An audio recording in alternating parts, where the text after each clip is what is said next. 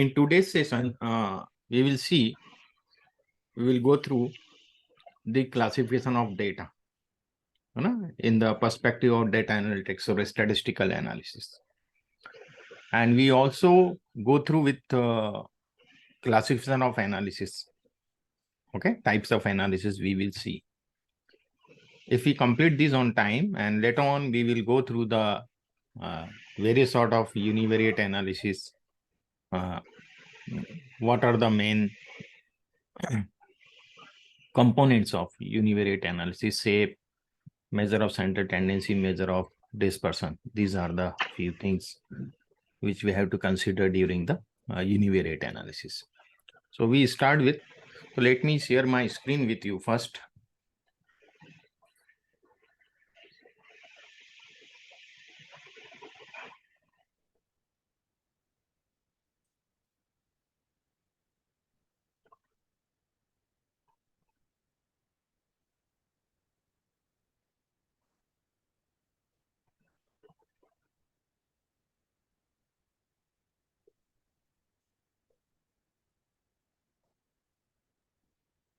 Just a moment.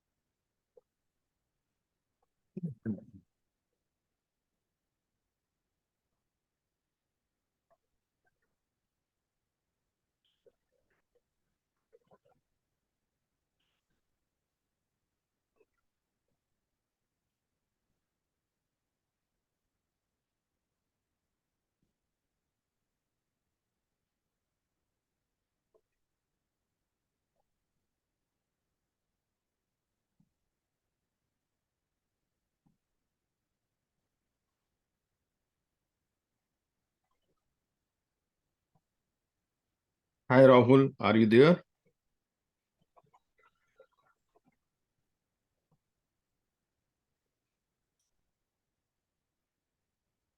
So very first thing we will see here. Are you getting my screen now? Yes, sir. Okay, so we see the classification of data.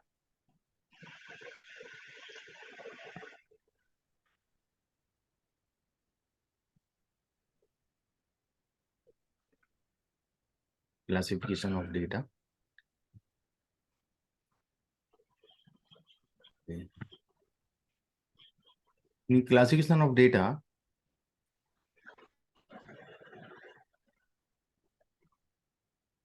we have various classification of data, but we will see this classification, hybrid classification in perspective of data analytics, where we have the structured data. Okay, structured data means which we have in a tabular format, row and columns. Okay, so here we have two types of data. One is categorical, second one is numeric. We have two types of data.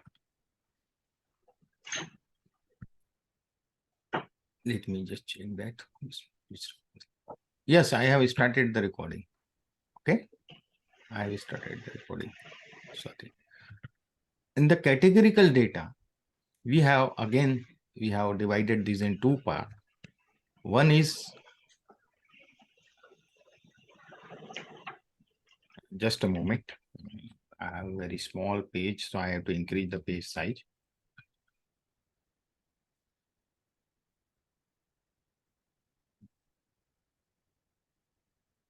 Just a moment.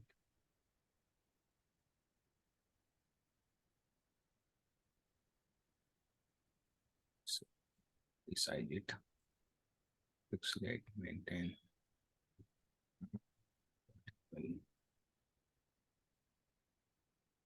Okay, it's okay. No. So here we have, in the categorical view, first we have nominal data.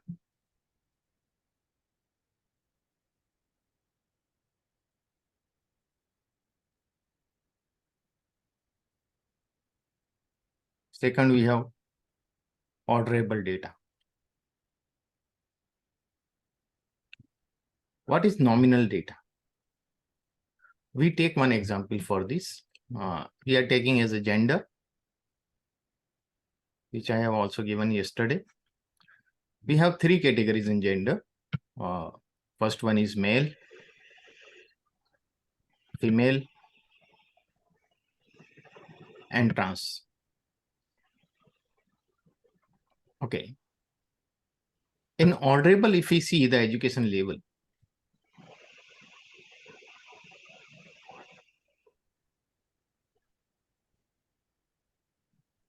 if I write the education level randomly, you see what happens. And I just give the PhD, middle, illiterate,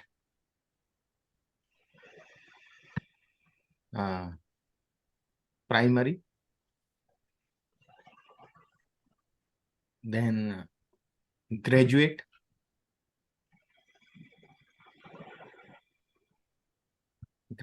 then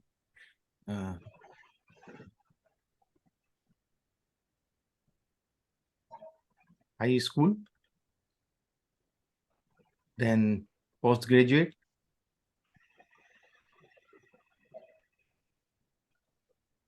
and 1, 2, 3, 4, 5, 6, 7.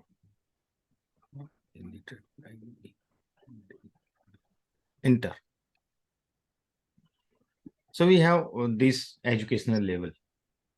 In these educational level, if I ask you to give the order from lowest to highest education, so I will ask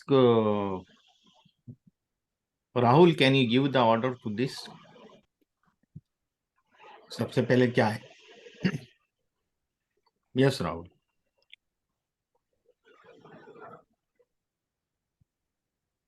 Yes, Rahul, unmute yourself.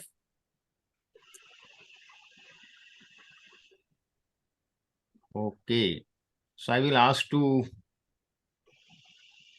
someone else want to tell this order. In case of gender, male, female, and trans, or in case of education, from lowest to the highest will be a primary. What would be first number? Primary. Illiterate, not? Illiterate, yes. Illiterate, primary, middle, secondary. Okay. Illiterate, high, primary, middle,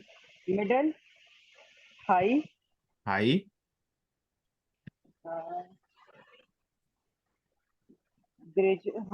और उसके बाद आएगा graduate. नहीं, inter college आएगा. 12th standard. ठीक है, inter school है 12th standard. Okay. Inter, उसके बाद आएगा ग्रेजुएट और फिर आएगा पोस्ट ग्रेजुएट और उसके बाद PhD. So everybody will give, if he knows about this hierarchy, this sequence, so everybody will give the same order. Okay. हम इसको कैसा भी रैंडम कर दें, सब सेम ही ऑर्डर देंगे ना. 1 इलिटरेट को ही देंगे, 2 प्राइमरी को देंगे. Got it? Yes sir. So ये ऑर्डरेबल है ना, मतलब ऑर्डर हम दे सकते हैं इसको. ठीक है. पर जेंडर की मैं बात करूं, यदि मैं आपसे पूछूं कि जेंडर को ऑर्डर दो, तो हो सकता है कि अफसान जो है वो 1 इसको दें, 2 इसको दें, 3 इसको दें. फिर प्रीति जो है 2 इसको दे, 1, 3. So everybody can give the different order. There is no uniform way of giving the order of this sort of data. So these are the nominal data. Okay, but these are the orderable data. Okay. So ये orderable data और आपका nominal data में ये difference होता है कि orderable data को हम order दे सकते हैं. जैसे कि आप देखेंगे कि हम लिकट टाइप स्केल यूज करते हैं सर्वे में, है ना. 5 पॉइंट, 3 पॉइंट, जो भी है. जैसे हम एग्रीमेंट का स्केल यूज करते हैं कि strongly disagree, not certain, agree, strongly agree. Got it? तो वो भी एक ऑर्डर है. ओके. स्ट्रांगली डिसएग्री को हमने 1 दे दिया, डिसएग्री को 2 दे दिया, नॉट सर्टेन को 3 बोलते हैं, फिर एग्री को 4 बोलते हैं और स्ट्रांगली एग्री को 5 बोलते हैं। 5. Got it? Yes, sir. तो वो भी ऑर्डिनल डेटा बोलते हैं हम इसको, इसलिए ऑर्डर है। सो सबसे पहले हमें जब भी कोई डेटा सेट होता है तो कैटेगरिकल डेटा जो हमारे पास है उसमें ये देखना रहता है कि कौन से नॉमिनल कैटेगरी, नॉमिनल में आ रहे हैं, कौन से ऑर्डरेबल है। Got it? Yes, sir. उसके हिसाब से उसके एनालिसिस होते हैं ना। ऑर्डरेबल को हम डिस्क्रिप्टिव के लिए भी कन्वर्ट कर सकते हैं नंबर में, ऑर्डिनल डेटा के फॉर्म में, न्यूमरिक फॉर्मेट में। ओके, तो अब हम देखते हैं दूसरा जो टाइप है न्यूमरिक डेटा, इसके बारे में। So this word is numeric or numerical? Yes Varuna, please little loud. या Okay, am I audible? Am I audible now? हाँ, Is this numeric or numerical? Numeric data, numeric data, Numeric data. Categorical data, numeric data, numerical भी बोल सकते हैं, numeric data generally हम लोग लेते हैं इसको। ओके, वो एडजेक्टिव 9 वाला कंसेप्ट आ जाता है और कुछ नहीं। Got it?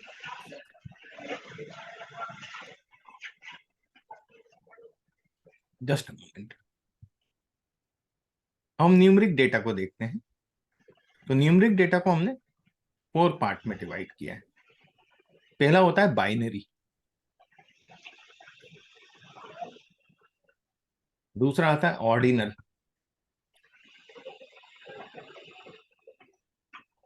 ऑर्डिनल, तीसरा होता है इंटरवल, और चौथा होता है रेशियो। Got it? ये 4 प्रकार के डेटा होते हैं। हम सबसे पहले बाइनरी को देखते हैं। तो बाइनरी में जो भी डिकोटोमस आंसर होते हैं, यस नो, ट्रू फॉल्स, 2 ही आंसर है, 0 1, तो हमेशा हम इसको 0 और 1 में कन्वर्ट कर लेते हैं। मेल फीमेल भी हुआ तो उसको भी हम डिकोटोमस में 0 1 ले सकते हैं। यदि हम मान लीजिए जेंडर आपके पास 2 ही है, मेल है फीमेल है, तो आप लिखेंगे जेंडर मेल करके कॉलम का नाम दे देंगे, तो मेल जो होगा उसको 1 कर देंगे, जो फीमेल होगा इसको 0 कर देंगे। What my point? Yes, sir. यदि आपने फीमेल को नाम दिया है कि जेंडर फीमेल, तो फीमेल को 1 करेंगे और मेल को 0 करेंगे। What my point? Yes, sir. है ना? तो ये इसका तरीका होता है बाइनरी में कन्वर्ट करने का। ये हमेशा 0 और 1 के फॉर्म में रहते हैं।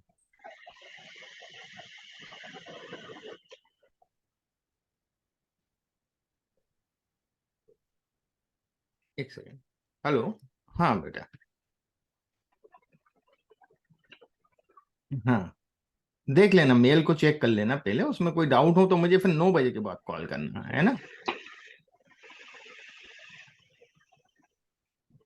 अच्छा, मैं चेक कर लेता हूँ उसको, है ना। ठीक, ओके।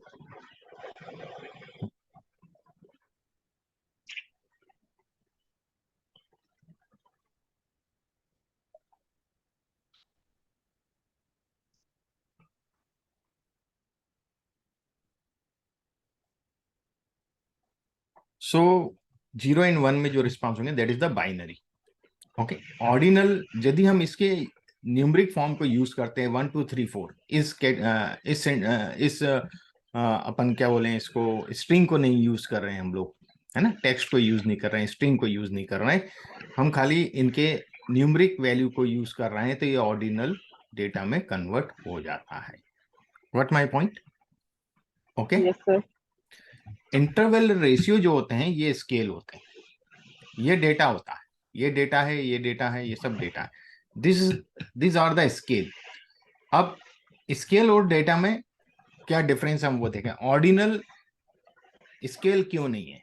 ऑर्डिनल में भी तो 1 2 3 4 5 है, तो हम इसको स्केल क्यों नहीं बोलते हैं, हम इस चीज को समझते हैं पहले।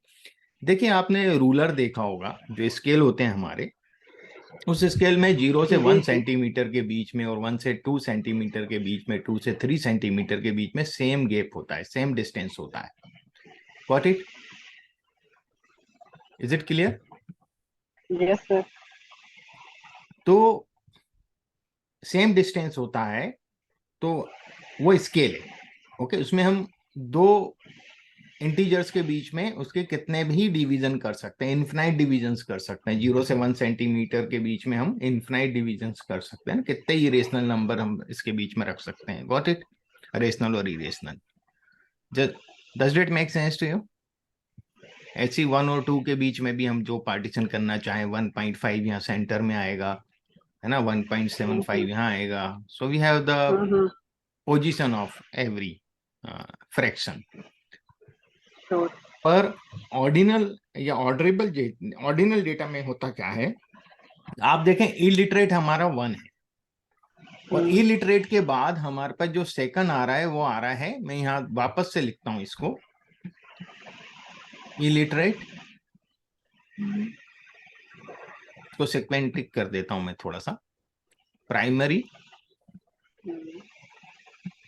मिडिल,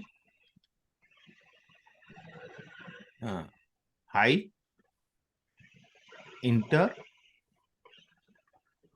ग्रेजुएट, पोस्ट ग्रेजुएट और पीएचडी। ओके, अब मैं यदि इसके नंबर यहां लिख रहा हूं 1 2 3 ऑर्डर इसके 4 5 6 7 8। अब ध्यान दीजिएगा कि इलिटरेट और प्राइमरी के बीच में यदि हम KG1 नर्सरी KG2 को नहीं कंसीडर कर रहे हैं, कितने ईयर का डिफरेंस आ रहा है? 5 ईयर्स हो रहा है। 5 years. Yes, sir. पर प्राइमरी और मिडिल के बीच में हम देख रहे हैं तो कितने ईयर का डिफरेंस आ रहा है? 6 7 8 3 ईयर्स का।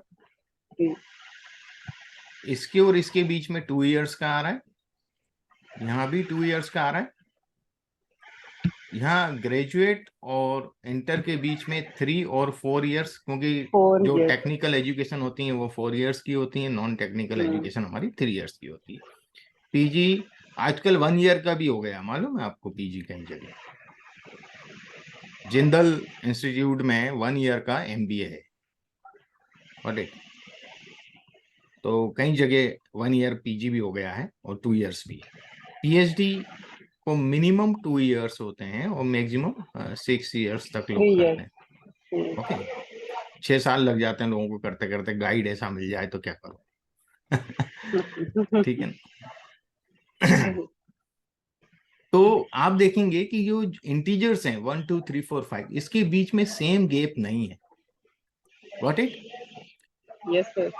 यहाँ 5 का है, यहाँ 3 का है, तो जब गैप सेम नहीं है, डिस्टेंस सेम नहीं है, तो ये स्केल नहीं हो सकता।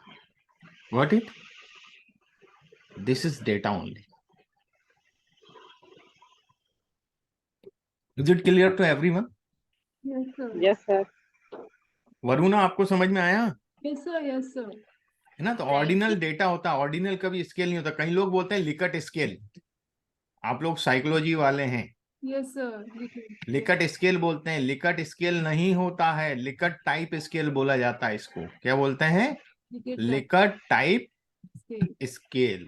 लिकट स्केल कभी भी नहीं बोलते हम उसको। Got it? Yes, sir. Yes, sir. Likert type scale बोलते, लिकट स्केल होता ही नहीं है। Got it? लोग रॉन्गली उसको यूज करते हैं। तो ये छोटी छोटी चीजें हमें ध्यान में रखना है।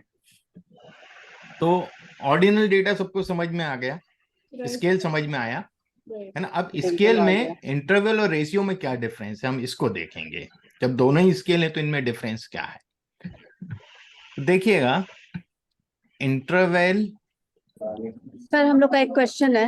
हाँ पूछिए मैडम। ये जो हम लोग एजुकेशन क्वालिफिकेशन को कैटेगराइज किए हैं, हाँ, उसको रैंकिंग बोलेंगे या स्केल बोलेंगे या फिर कैटेगरी बोलेंगे? मैडम वो कैटेगरी है, कैटेगरिकल का डेटा का ही एक फॉर्म है ना, ऑर्डरेबल है ना वो, तो ऑर्डिनल डेटा हो जाता है बाद में वो। यदि उसके नंबर यूज करेंगे तो ऑर्डिनल हो जाएगा, ठीक। और अदरवाइज वो ऑर्डरेबल है, कैटेगरिकल डेटा कहलाएगा। यदि हम उसका स्ट्रिंग यूज करते हैं, टेक्स्ट यूज कर रहे हैं, इलिटरेट और ये वो। Got it? Thank you. तो उसका वो चेंज हो जाता है उस हिसाब से। वो है, वो ऑर्डिनेबल से ही ऑर्डिनल बना है, ऑर्डरेबल से। Got it? चलिए आगे बढ़ते हैं। इंटरवल और रेशियो, इसमें एक डिफरेंस होता है खाली, और बहुत माइनर डिफरेंस है, वो डिफरेंस है जीरो का। देखिए जीरो दो प्रकार के होते हैं, एक जीरो होता है सूडो बिल्कुल। और एक होता है एब्सोल्यूट जीरो या रियल जीरो हम जिसको बोलते हैं, है ना, इसको रियल जीरो भी बोला जाता है। सूडो मतलब झूठा। बिल्कुल। अब यदि मैं एक ऐसी फिजिकल क्वांटिटी लेता हूं टेम्परेचर, टेम्परेचर मैं डिग्री सेल्सियस में ले रहा हूं, यदि मैं -5 लिखूं तो भी ठीक है, 2 लिखूं ठीक है, 25 लिखूं ठीक है, जीरो लिखता हूं तो इसका मतलब क्या होता है, देयर इज नो टेम्परेचर। क्या यही मतलब निकलेगा 0 डिग्री सेल्सियस, कि वहां कोई टेम्परेचर नहीं? नहीं होगा ना, Yeah. There is some temperature, बिल्कुल क्योंकि माइनस में भी तो जाता है। Got it? ऐसे ही है। So this is not real zero. Real zero का मतलब होता है कि सन्नाटा, 0 बटे सन्नाटा हम जिसको बोलते हैं ना, अंडा। जैसे मैं बच्चों के मार्क्स की बात करूं, एग्जाम के मार्क्स की बात करें तो 0 मार्क्स का मतलब होगा no marks. No marks. Okay, पर 0 डिग्री सेल्सियस टेम्परेचर का मतलब ये नहीं होगा कि no temperature, still there is temperature, it is given the temperature where the water starts to freeze, particular pH value का पानी जो है वो फ्रीज होना शुरू हो जाता है। Got it? फ्रीज हो जाता है उस लेवल पे, उसको हम बोलते हैं 0 degree Celsius. Got it? Right. Yes sir. तो ये सूडो जीरो है, तो इसमें वो प्रॉपर्टी या कैरेक्टरिस्टिक नहीं है जो इस वाले जीरो में है, रियल जीरो में। रियल जीरो को हम किसी भी क्वांटिटी के साथ मल्टीप्लाई करेंगे तो क्या करेगा, ये जीरो। जीरो कर देगा। हम किसी भी क्वांटिटी से इसको डिवाइड करें तो भी जीरो कर देगा, या किसी क्वांटिटी को हम जीरो से डिवाइड करेंगे तो वो इन्फिनाइट हो जाएगा। ये प्रॉपर्टीज जीरो की हैं। ओके, इस जीरो में तो है, इस जीरो में ये प्रॉपर्टी नहीं है। यदि आप टेम्परेचर को, प्रेशर मान लो कुछ भी है, 5 प्रेशर है, यदि आप इसको मल्टीप्लाई करेंगे तो ये जीरो नहीं होगा कभी भी। Got it? क्योंकि सूडो जीरो है। Does it make sense to you? Yes, sir. है ना? तो ये कभी भी जब हमारे पास टेम्परेचर हो या अपने पास हाइट की बात करें, हाइट यानी सी लेवल, सी लेवल पे जीरो माना जाता है। ओके, सी लेवल के नीचे जाएंगे तो नेगेटिव हो जाएगा, ऊपर जाएंगे तो पॉजिटिव हो जाएगा। Is it clear? Yes, sir. तो यहां भी ये सूडो है। Okay, is it clear? C level वाला जीरो भी जो है वो सूडो है। If visible digit is there, then we should consider that absolute. Otherwise, it is always in the invisible and pseudo form. या सूडो। Yeah. ओके, तो यहाँ अब क्या करते हैं, इस तरह की जब भी जीरो होते हैं तो हमें उसका ट्रीटमेंट अलग देना पड़ता है। इसमें हम कभी भी ये चीजें यूज नहीं करेंगे, मल्टीप्लीकेशन, डिवीजन वगैरह कभी यूज नहीं होगा। हाँ, एडिशन सब्ट्रैक्शन हो सकता है। What my point? Yes sir. Addition and subtraction are allowed. Okay, ये दो मैथमेटिकल ऑपरेशन इसमें अलाउड होते हैं। Is it clear? Yes sir. But multiplication, division कभी भी इनमें अलाउ नहीं होगा। तो जब भी हम डेटा लेते हैं और उस पर कुछ काम करते हैं तो हमें पहले देखना पड़ता है कि ये कहीं सूडो जीरो वाला तो नहीं है। सूडो जीरो, अब जो इंटरवल इसके लिए इसमें दोनों आते हैं, इसमें सूडो जीरो भी होता है और रियल भी होता है, और रेशियो में खाली रियल होता है, सूडो कभी नहीं होगा। Okay, is it clear? So may I have your pardon, please? ये internal किसमें आ रहा था? Interval, interval scale, Interval. Okay. Interval. Interval हाँ. स्केल, है ना। मेरा थोड़ा राइटिंग ऐसा ही है, बहुत दिनों अब लिखना कम हो गया तो राइटिंग और खराब हो गई है। बिल्कुल मतलब सर, अब तो वो कीबोर्ड पे उंगलियां चलती हाँ, हैं, पेन के मैं साथ तो सही बिल्कुल बता ही रहा हूं, मैं करीब 5-6 महीने बाद पेन पकड़ रहा हूं। क्योंकि कभी लिखने की जरूरत ही नहीं पड़ती है अब। ऐसे तो ही है राइटिंग सर। तो ऐसी हो गई है, अब थोड़ी प्रैक्टिस हो जाएगी, और फिर ये टैबलेट पेन है तो थोड़ा सा टाइम लगता है, प्रॉपर 1-2 ऐसे दिन ही है। में सही हो जाएगी राइटिंग। सो इस तरह के, ये मेरे साथ बहुत अच्छा वाक्य हुआ था, एक केस स्टडी में आपको बता रहा हूँ, है ना। मैं अपने रियल लाइफ केस स्टडी बता रहा हूँ डेटा एनालिटिक्स की आपको, बीच बीच में बताता जाऊंगा जिससे आपका इंटरेस्ट भी बना रहे, ठीक है ना, जी जी। बोर नहीं करूंगा। तो ओएनजीसी, आप लोग सबको मालूम है ओएनजीसी जो है, तो उसका एक एनालिसिस का काम एक कंपनी कर रही थी मुंबई में, है ना। और उन्होंने कुछ डेटा एनालिस्ट हायर करे हुए थे कंपनी ने, और वो लोग उस काम को कर रहे थे, और वो एक्सपेक्टेड रिजल्ट नहीं मिल रहे थे उनको उस डेटा। तो लिंक्डइन पे उन्होंने मुझे अप्रोच किया कि सर वो आप, हमारा ऐसा ऐसा काम है कि आप हमें कंसल्टिंग देंगे। मैंने कहा ठीक है, और हमारा सब चीज हो गया फाइनल, कमर्शियल्स वगैरह उन्होंने एग्री हो गए कि I went over there Mumbai and I have just take a glimpse of data. मैंने उनके सिस्टम पे डेटा देखा और मैंने टेम्परेचर कॉलम देखा, मैं समझ गया, मैंने कहा यहीं गड़बड़ है, ये इस सूडो जीरो को रियल जीरो की तरह कहीं ना कहीं ट्रीट कर रहे हैं ऑपरेशन में, ओके। है ना। कहीं मल्टीप्लाई कर रहे थे वो प्रेशर वॉल्यूम से उसको, टेम्परेचर। तो कहां से रिजल्ट देगा, और वो ओएनजीसी वाले को जो रिजल्ट भेजे वो बोले कि हमें आप सही एनालिसिस नहीं कर रहे हो, हमें रिजल्ट दो, सही रिजल्ट नहीं है ये। तो इसके लिए हम लोग कुछ ट्रीटमेंट करते हैं, वो मैं आपको बताता हूँ क्या ट्रीटमेंट करते हैं। 2 तरह के ट्रीटमेंट होते हैं। उसके पहले मैं एक चीज बताना चाहूंगा, इस ट्रीटमेंट को बताने के पहले, कि जो हमारा स्केल डेटा है उसको मैंने फिर डिवाइड किया है 2 पार्ट में, है ना। ये दोनों ही स्केल है, बिल्कुल। ठीक। एक होता है डिस्क्रीट और एक होता है continuous data. Got it. Yes. अब डिस्क्रीट डेटा क्या होता है, मान लो मेरे पास, मैं कहीं का सर्वे कर रहा हूं जो कि यूनिसेफ का सर्वे है, मैं मुंबई सिटी के अंदर ये सर्वे कर रहा हूं, वहां मुझे पोलियो ड्रॉप्स डिस्ट्रीब्यूट करना है ना, मुंबई सिटी में। अब कितनी खुराक वहां लगेंगी पोलियो ड्रॉप्स की, तो मैं, वो पोलियो ड्रॉप्स किनको पिलाई जाती है, 5 साल से छोटे बच्चों को, है ना। ऐसे ही है।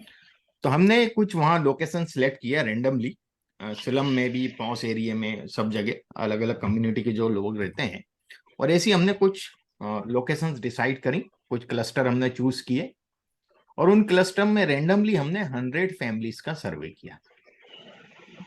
Got it. हर जगह ऐसे करके, मुंबई में बहुत सारी लोकेशन है, हर जगह एक लिया, वहां पे 100 फैमिली, दूसरी जगह 100 फैमिली, ऐसे करके हमने लिया। वहां हमने पूछा कि 5 साल से कम उम्र के बच्चे कितने हैं। तो एक फैमिली ने बोला भाई एक भी बच्चा नहीं है हमारे 5 साल से छोटा। एक फैमिली बोलती है हमारे यहाँ 2 बच्चे हैं। फिर कोई फैमिली बोलती है हमारे यहाँ 1 बच्चा है, कोई बोलती है 3 बच्चे हैं, कोई बोलती है 4 बच्चे हैं। ऐसे करके हमारे पास ये डेटा आया। Got it. मैक्सिमम 5 बच्चे तक हमारे पास मिले 5 साल से छोटे एक फैमिली में। सही इज इट क्लियर। सही। और ये हमने 10 लोकेशन पे किया था, तो हमने 1000 फैमिलीज का डेटा कलेक्ट किया। What it. 1000 फैमिलीज में हमें यही 6 नंबर रिपीट हुए, 0 1 2 3 4 5। तो ये कहलाती है यूनिक वैल्यूज। ये क्या कहलाएंगी, यूनिक वैल्यूज, या Unique डिस्टिंक्ट value। वैल्यू बोलते हैं हम इसको। ओके, यूनिक वैल्यू और डिस्टिंक्ट वैल्यू, या नाम याद रखिएगा, डिस्टिंक्ट वैल्यू, है ना, ये बोला जाता है इसको।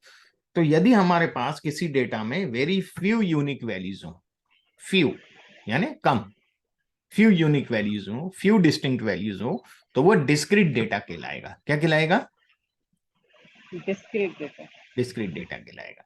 अब मान लीजिए कि मैं इनके नंबर ऑफ चिल्ड्रन तो पूछ ही रहा था 5 साल के, और जो 5 साल से छोटे बच्चे थे उनका मैं वेट भी मेजर कर रहा था। Got it?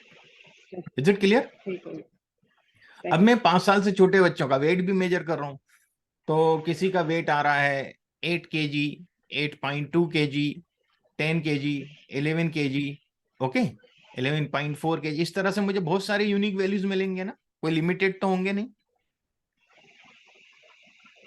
5, 7, 10 तो नहीं होंगे, बहुत सारे हो सकते हैं ना ये weight. Is it clear? Yes. तो ये मेनी यूनिक वैल्यूज यदि हमें किसी डेटा में मिलती हैं तो उसको बोलते हैं continuous data. Is it clear? Continuous और डिस्क्रीट में समझ में आया? Yes, जहां sir. ज्यादा सर यूनिक डिस्क्रीट वैल्यूज है, मतलब जो डेटा में ज्यादा यूनिक वैल्यूज होगी वो कंटिन्यूअस डेटा है। हाँ, और मतलब जिसमें वो कम डिफाइन होंगी कैसे वो होगा? डिस्क्रीट। मतलब हाँ, मुझे नहीं बोलो बोलो। समझ रहा है, क्योंकि अगर लार्ज डेटा सेट है और उसमें यूनिक वैल्यूज भी ज्यादा है नहीं, तो 100-200 हैं, डिस्क्रीट।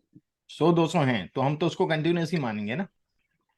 हाँ, ओके, यदि 5-7 तो हैं, उसका 10 के रेशो अंदर हैं, लेंगे हम डेटा के हिसाब से। हाँ 10 के अंदर यदि यूनिक वैल्यूज आती हैं तो हम उसको कंसिडर करते हैं डिस्क्रीट। Okay, got it? ठीक है, हाँ ठीक हो समझ गया। यदि ज्यादा हैं तो हम उसको कंटिन्यूअस की तरह ट्रीट कर सकते हैं। Got it? Within 10 discrete है और out maximum 10 से जो ज्यादा है वो from continuous में ले जाते हैं। हाँ, अगर होल नंबर होगा तो डिस्क्रीट होगा और अगर इंटीजर होगा तो कंटिन्यूअस होगा, हम ये कह रहे हैं क्या? नहीं स्वाति, नहीं ऐसा नहीं है। आपके पास मान लो 5 टेम्परेचर आ रहे हैं खाली, ओके, 5 टेम्परेचर आ रहे हैं एक महीने के, 29, 29.5, 30, है ना, 5 टेम्परेचर आपको महीने भर में मिले हैं, 29.7 और 30.1, और यही रिपीट हुए 30 दिन। Got it? समझ रहे हैं स्वाति? तो ये डिस्क्रीट बन जाएगा। ये डिस्क्रीट बन जाएगा। फिर डिस्क्रीट का इससे मतलब नहीं है कि वो इंटीजर है या डेसिमल में है, उससे मतलब नहीं होता है data analytics point of view से। Okay, got it? अगर लिमिटेड हमारे पास ऑप्शंस है, मतलब हम हाँ लिमिट कर सकते हैं उन ऑप्शंस को, तो वो डिस्क्रीट है। हाँ। और अगर वो अनलिमिटेड हो सकता है तो वो ओके। अब उसका मैं कारण बता रहा हूं। कंटिन्यूअस में हम लोग क्या करते हैं, जब कंटिन्यूअस डेटा होता है तो हम measure of central tendency mean या मीडियन लेते हैं। Got it? है ना, मीन या मीडियन निकाल सकते हैं ना कंटिन्यूअस डेटा का। पर जब डिस्क्रीट डेटा होता है, कम यूनिक वैल्यू है, तो हम मोड को यूज करते हैं।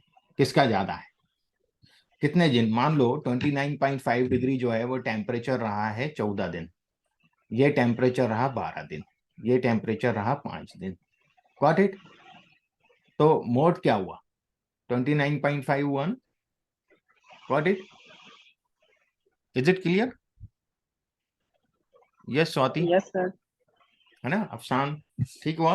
Yes sir. जी सर, Yes जी sir, सर, clear है। अभी इसीलिए हम समझ लोग, आई। हाँ, इसका यदि हम मीन निकालेंगे ना तो हमें रॉन्ग इंटरप्रेट हो जाएगा वो। ओके, ठीक हो गया।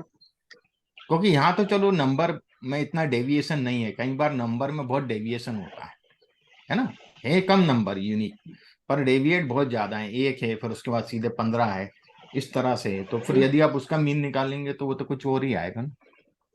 सही। Got it? वो सही रिप्रेजेंटेशन नहीं होगा सेंट्रल टेंडेंसी का।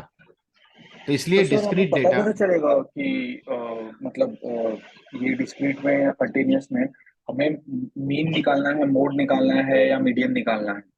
देखिएगा, जब भी डिस्क्रीट डेटा होगा तो हम मोड कंसीडर करेंगे, कैटेगरिकल डेटा होगा उसमें भी मोड कंसीडर ये करेंगे। मतलब ऐसा अप्रोक्सीमेट लगा रहे हैं हम लोग कि नहीं ये निकालना अप्रोक्सीमेट है। नहीं, नहीं नहीं नहीं, अप्रोक्सीमेट नहीं, ये रूल है।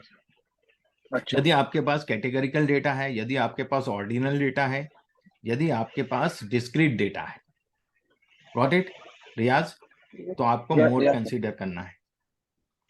कौन कौन सा? और मीडियन और कैटेगरिकल में नॉमिनल हो गया, है ना, हाँ। कैटेगरिकल में Nominal, दोनों हो गए, ordinal. दोनों स्ट्रिंग हो गए। फिर इसके बाद ऑर्डिनल डेटा हो गया न्यूमरिक में, ओके। और फिर आपका क्या बोलते हैं, डिस्क्रीट डेटा हो गया। यहाँ Discrete आप data होगा। सही। मोड लेंगे।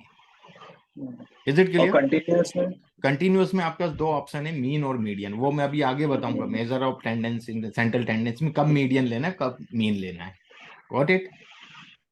वो डिफरेंशिएशन में आगे चैप्टर में बताने वाला हूँ आपको। मोड का तो कंसेप्ट क्लियर हो गया सबको, मोड कब लेना है, जी।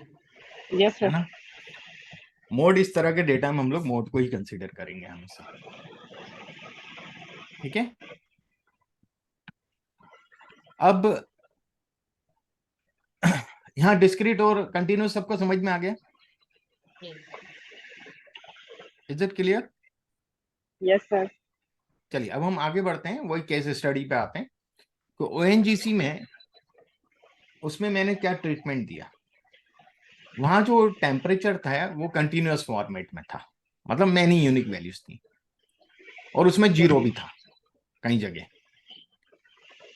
तो मैंने बाइनिंग, इसकी बेनिंग करी।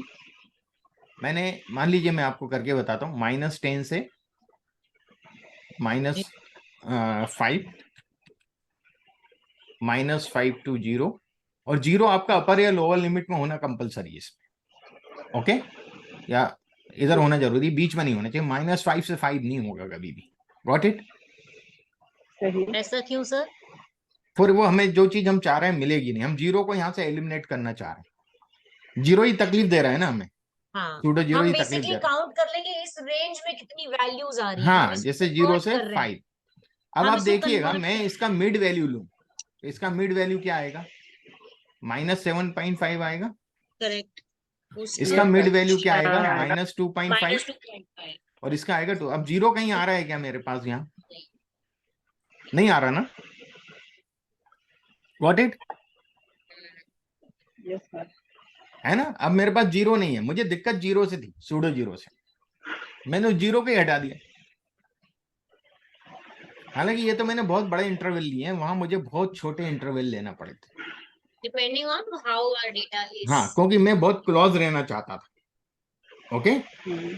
तो मुझे, यदि मैं इतने बड़े इंटरवल लूंगा तो मुझे सही रिजल्ट नहीं मिलेंगे। हो सकता है 2-2 डिग्री का लेना। हाँ, मैंने 1-1 डिग्री के मतलब डिफरेंस लिए थे वहां पे, 1 डिग्री सेल्सियस पे, क्योंकि मैं बहुत अप्रोक्सीमेट नहीं चाह रहा था कि भाई बहुत ज्यादा डिफरेंस आ जाए। Got it? तो ये डिपेंड करता है कि अब इंटरवल कौन से लें, डिपेंड करेगा, ठीक है ना। और छोटे इंटरवल लें, वो ज्यादा आपको तो एक्यूरेसी ये के। रेंज वाले डेटा को क्या बोलते हैं? Interval data. इंटरवल,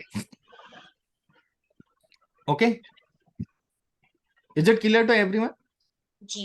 अब Yes, मान sir. लो ये तो कंटिन्यूअस था, यदि मेरे पास वहां पर कंटिन्यूअस की जगह डिस्क्रीट फॉर्मेट होता, कोई लिमिटेड ही टेम्परेचर होते जिसमें 0 डिग्री भी होता। मान लो एक -2.5 है मेरे पास, एक 0 है, एक 1 है, और 5 है। इस प्रकार के नंबर होते, खाली 4-5 होते और वही रिपीट हो रहे होते। तब मैं क्या करता, तब मेरे पास सिंपल है कि मैं इसको रैंक कर दो। रैंक के हिसाब से ट्रीट करता, इसको, इसका मोड में, इसको मोड मेजर करता। इसमें मैं मीन वगैरह कुछ निकालता ही नहीं आगे चल के। Got it? Yes, is sir. It clear? Rank कर देता, ऑर्डर दे देता इनको, या कुछ भी। तो इसमें एक्चुअली हम लोग क्या करते हैं, मैंने इसमें क्या करेंगे मैं आपको बताता हूँ, इस तरह के डेटा में क्या किया जाता है। यहां मैं आ रहा हूं वापस। आपने देखा, ये मेल, फीमेल और ट्रांसजेंडर की बात कर रहे हैं, हम ऑर्डर तो दे नहीं सकते ना। बिल्कुल। अब इस तरह के डेटा को भी कई हमारे पास मॉड्यूल्स ऐसे होते हैं प्रेडिक्टिव एनालिसिस में कि हमें पूरा डेटा जो है न्यूमेरिक फॉर्मेट में होना चाहिए, कहीं भी कैटेगरी नहीं चाहिए। तो ये तो इजीली आपने ऑर्डिनल कन्वर्ट कर लिया, कोई इशू नहीं है। इसको भी तो न्यूमेरिक कन्वर्ट करना है। तो इसको न्यूमेरिक करने के लिए हम डमी वेरिएबल्स बनाते हैं। क्या करेंगे, डमी वेरिएबल्स क्रिएट करेंगे।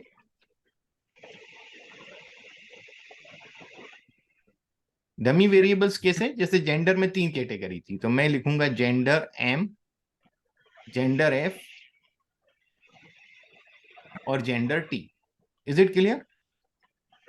3 कॉलम बन गए।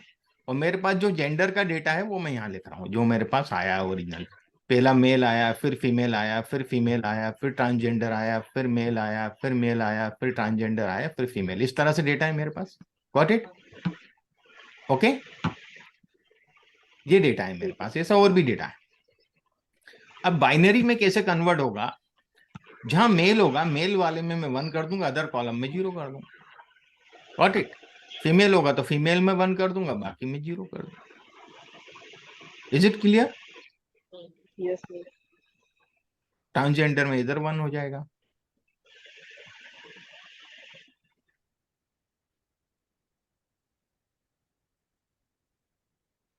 Does it make sense to you now? Yes, sir. ऐसा ही हम यदि डिस्क्रीट फॉर्मेट में हमारे पास टेम्परेचर है तो हम कॉलम बना लेंगे -2.5 का, 0 का, 1 का और 5 का। Got it? Yes, और sir. यहाँ जो भी टेम्परेचर होगा, क्योंकि वही टेम्परेचर रिपीट हुए यही, तो वहां पे 1 करेंगे, बाकी 0 करते जाएंगे। Does it make sense to everyone? वो तो फिर हम बेसिकली फ्रीक्वेंसी निकाल रहे हैं बस, हाँ, इसकी फ्रीक्वेंसी है। फ्रीक्वेंसी निकाल रहे हैं, और फ्रीक्वेंसी के कैलकुलेशन पे हम मल्टीप्लाई तो करें, कुछ उसको भी हमें करें। तो हम उसको 0 से तो हमें नहीं कर रहे हैं ना कन्वर्ट फिर, ही करने की जरूरत क्या है? है? वो तो हम वैसे भी काउंट कर सकते हैं। नहीं, डमी बना के ही तो आप ले पाएंगे ना उसको, वेरिएबल्स को। जब हम मॉडलिंग अगर करेंगे हम तब समझ में काउंट आएगा। कर लें कितने मेल्स हैं, कितने फीमेल्स हैं, कितने ट्रांसजेंडर्स हैं, हम उसको 100 क्यों करना पड़ा? इसको इसलिए करना पड़ा, जब हम मॉडलिंग करते हैं तो हमें डमी वेरिएबल्स फॉर्मेट में चाहिए पड़ते हैं। ये हर एक वेरिएबल डिफरेंट चाहिए हमें, हम कैटेगरिकल नहीं ले सकते। ये ट्रांसफॉर्मेशन ऑफ द डेटा कहलाता है। नहीं, वो तो मुझे समझ आया सर। हाँ, आपने डमी वेरिएबल डाल के फिर अल्टीमेटली काउंट किया ना? नहीं काउंट नहीं किया, मैं यहाँ काउंट करने की बात नहीं कर रहा हूँ, मैं फिर डमी वेरिएबल हमें बनाना बाइनरी आपको वैल्यू बता रहा है हूँ। सबकी। डमी वेरिएबल की उसको बाइनरी यूटिलिटी हम बाद में देखने वाले हैं स्वाति।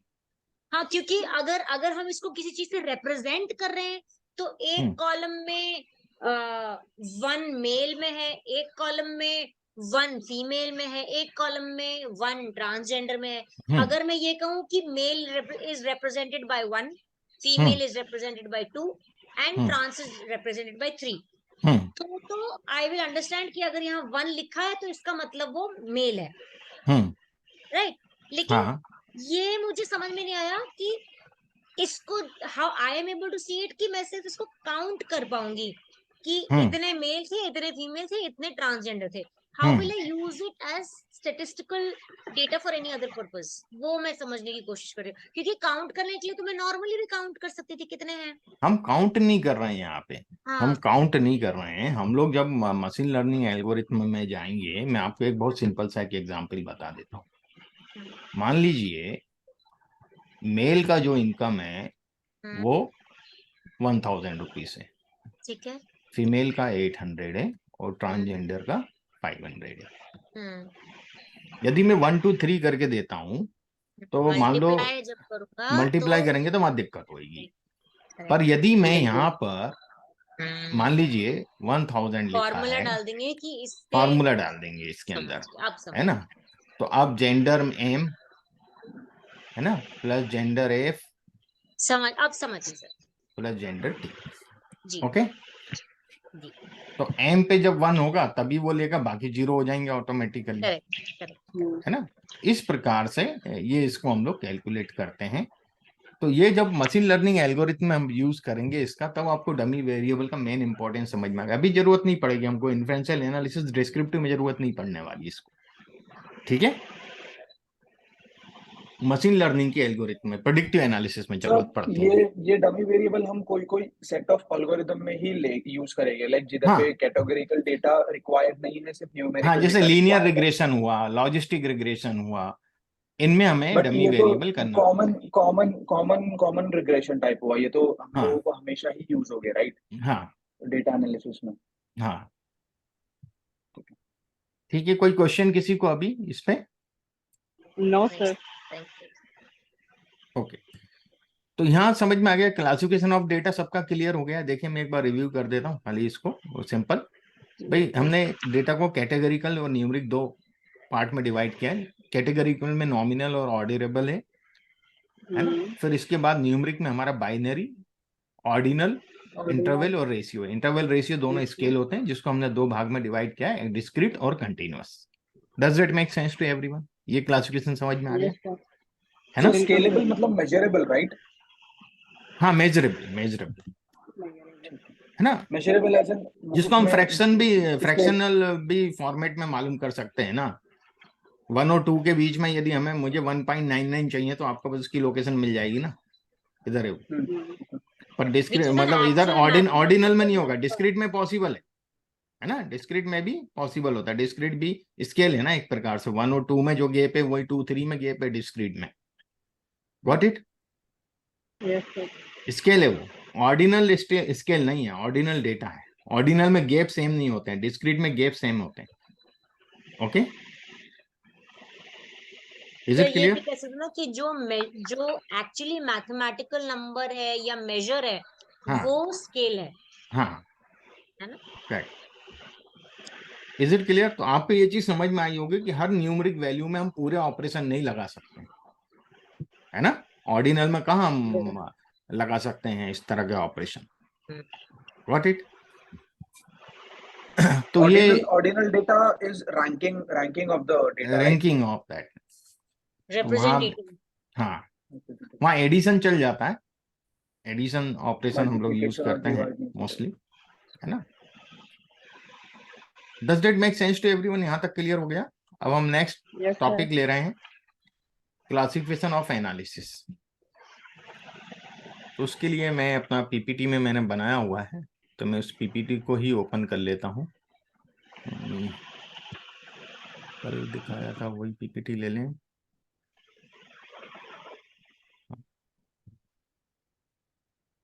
वाली पीपीटी ले लेते हैं, इसी में है शायद।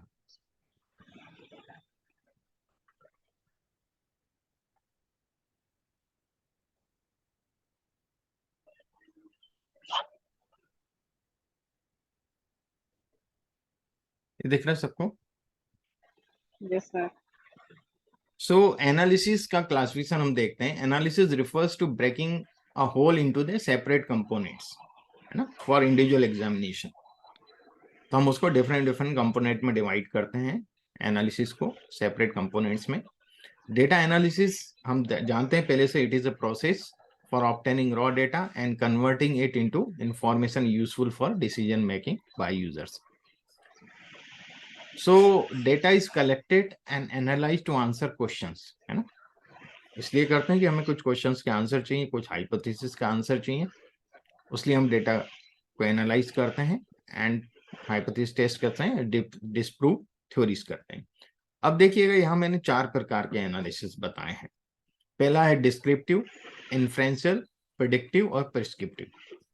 इन्फ्रेंशियल के साथ डायग्नोस्टिक भी कई लोग बोलते हैं, है ना। इन्फ्रेंशियल और डायग्नोस्टिक इंटरचेंजेबल है, पर वहां डिफरेंस है, हमें स्टैटिस्टिशियंस के लिए वहां भी डिफरेंस है। तो डिस्क्रिप्टिव में आप देखेंगे मैंने लिखा व्हाट इज, क्या है आपका जो करंट डेटा है, आपके पास जो भी हिस्टोरिक डेटा है उसमें क्या है, मेल कितने हैं, फीमेल कितने हैं, या मेल की एवरेज एज कितनी है, फीमेल की एवरेज एज कितनी है। Does that make sense to you? ये कहलाता है Yes, sir. डिस्क्रिप्टिव। या मेल की एवरेज इनकम कितनी है, फीमेल की एवरेज इनकम कितनी है। इस तरह के कोई भी चीजें हम देखते हैं तो वो डिस्क्रिप्टिव हो जाता है। Is it clear to everyone क्या है हमारे डेटा में? What it? दूसरा है इन्फ्रेंशियल, व्हाई इट इज। ये कॉज एंड इफेक्ट की स्टडी करते हैं हम इसमें। ये ऐसा होता है कि मान लो किसी ऑर्गेनाइजेशन में मेल एम्प्लॉय की एज, एवरेज एज 47 ईयर्स है और फीमेल एम्प्लॉय की एवरेज एज 32 ईयर्स।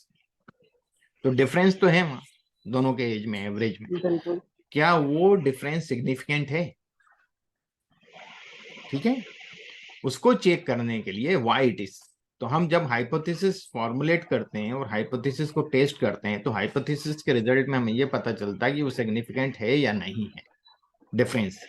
तो यदि हम सिग्निफिकेंट डिफरेंस हमें मिलता है तो हम ये मालूम करते हैं व्हाई इट इज, ऐसा क्यों है, मेल की एवरेज एज ज्यादा क्यों है, फीमेल की एवरेज एज कम क्यों है, फिर हम उसका कारण ढूंढते हैं। तो अब कारण कुछ भी हो सकता है, कि उस टाइम में फीमेल्स उस एजुकेशन लेवल उस तरह का नहीं होता होगा, या उस टाइम पे फीमेल्स उस जॉब में, पर्टिकुलर जॉब प्रोफाइल में नहीं आती होंगी, है ना, अब आने लगी हैं उस जॉब प्रोफाइल में। तो ये कुछ रीजन हो सकते हैं। तो वो जो भी रीजन होगा हम उसको ढूंढते हैं, why it is, cause and effect की बात करते हैं। इन्फ्लुएंशियल समझ में आ गया आपको? बहुत अभी ब्रीफ बता रहा हूँ, आगे डिटेल में जाएंगे अपन सब में। ओके। Yes, sir.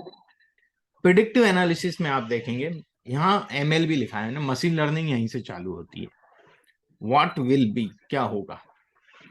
अब मैं यहाँ बहुत सिंपल एग्जांपल देता हूँ कि मैं क्रॉप प्रोडक्शन की बात कर रहा हूँ और मैं बात कर रहा हूँ रेन की। आपको मालूम है कि रेन क्रॉप प्रोडक्शन पे इफेक्ट डालती। अच्छी रेन होगी तो क्रॉप प्रोडक्शन अच्छा होगा, बिल्कुल। रेन अच्छी नहीं होगी तो क्रॉप प्रोडक्शन अच्छा नहीं होगा, है ना। पॉजिटिवली को रिलेटेड होते हैं। बाढ़ वाली, फ्लड वाली सिचुएशन को छोड़ दें हम,